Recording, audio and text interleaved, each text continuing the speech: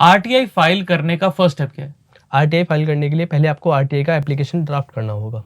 उसके लिए आपको कुछ भी नहीं करना, बस आपको ऊपर लिखना है जैसे हम स्कूल में एप्लीकेशन लिखते थे सिक लीव की, टू द प्रिंसिपल की जगह आपको लिखना है the PIO. PIO means public information officer. उसके नीचे जहाँ भी आप आरटीआई फाइल कर रहे हो, अगर आप पुलिस स्टेशन में फाइल कर रहे हो, अगर आप किसी एजुकेशन डिपार्टमेंट में फाइल कर रहे हो, तो उनका एड्रेस। कई लोगों के अंदर ये दिक्कत रहती है कि जो मैं इन्फॉर्मेशन मांग रहा हूँ ये किस डिपार्टमेंट से रिलेटेड है।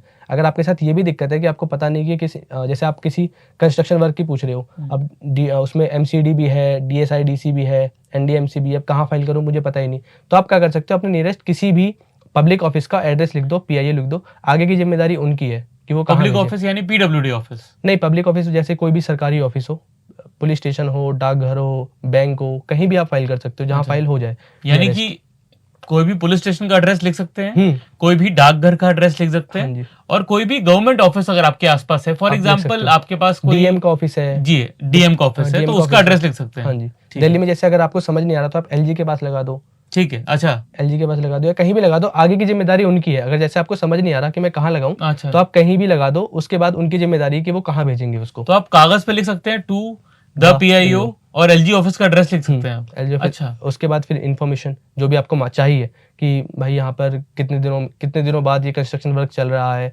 या फिर इसमें खर्चा कितना आया, यहाँ पे कितने एम्प्लॉय काम करते हैं, वो सारी इन्फॉर्मेशन। उसके बाद अपना नाम, अपना एड्रेस और अपना मोबाइल नंबर, ताकि वो आपसे कांटेक्ट कर सके।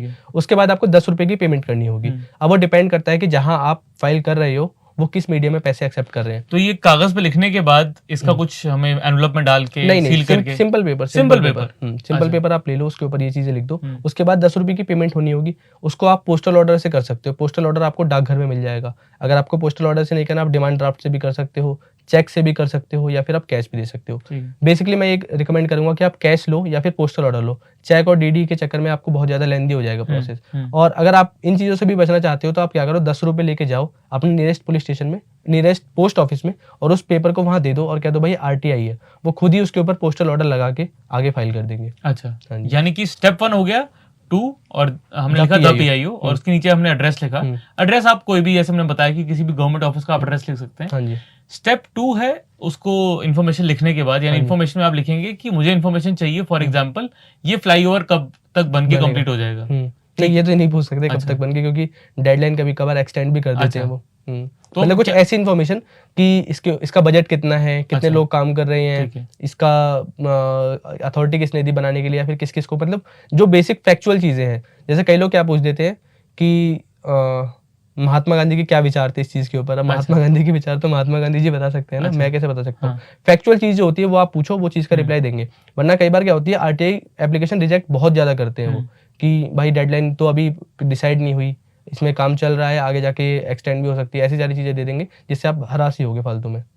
ठीक है, तो स्टेप 1 हो गया, हमने एप्लीकेशन बना ली है, उसके अंदर हमने इन्फॉर्मेशन लिख दी है, जैसे कि आपने बताया इन्फॉर्मेशन चाहिए फॉर ये फ्लाईओवर अगर बन रहा है, ये फ्लाईओवर अगर बन रहा है तो इसमें कितने वर्कर्स काम कर रहे हैं, इसका बजट क्या है, इसमें कौन कॉन्ट्रैक्टर है जो कि ये बना रहा है, और वगैरह वगैरह। मतलब आप जो इन्फॉर्मेशन चाहते हैं आपको मिल सकती है, आप उसमें पूछ सकते हैं। और नीचे आपको लिखना है अपना नाम, अपना एड्रेस और अपना mobile number, that is it.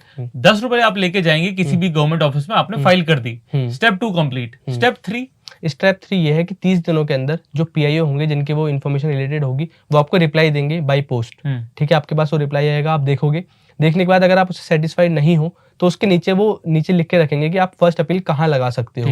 मतलब ये भी आपको सर्च नहीं करना, वो आपको बताएंगे कि फर्स्ट अपील आप इसके लिए कहाँ लगाओगे, उनका एड्रेस, उनका मोबाइल नंबर, उनका नाम।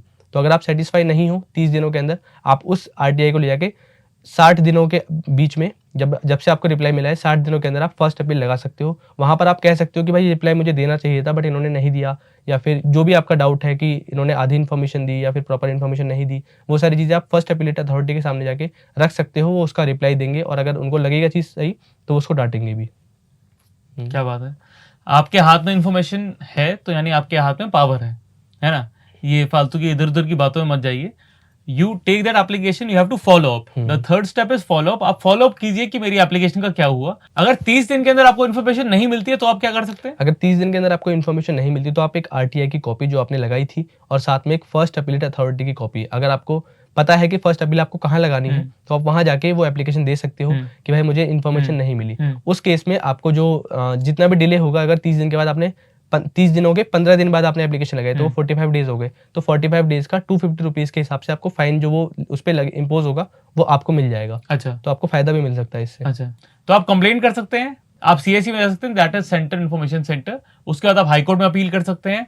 There are lot of procedures. आप आदित्य को advocate.in पे इंस्टाग्राम पे ढूंढिए और ये आपकी बिल्कुल मदद करेंगे।